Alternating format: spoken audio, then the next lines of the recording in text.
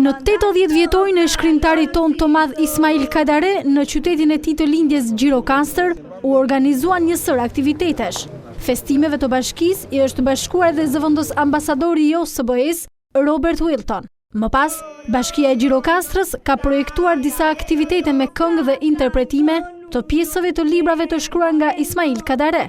Sipas kryetares së bashkisë Zamira Rami, Kadare dhe vlerat e tij të pamohueshme në gjininë e letrave i kanë dhënë emër qytetit në arenën ndërkombëtare. Sipari këtyre aktiviteteve starton pikërisht Gjirokastra lexon Kadaren.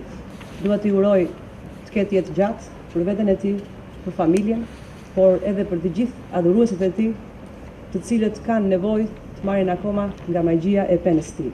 Ju urojmë jetë të gjatë e shëndet të plotë. Aktivitetet kanë vijuar më pas në kineman e qytetit me formimin e lidhjes së shkrimtarëve Kadare, i iniciuar nga poet lokal dhe dashamirës të veprave të tij. Aktivitetet do të kulmojnë ditën e shtunë me çeljen zyrtare të banesës Kadare.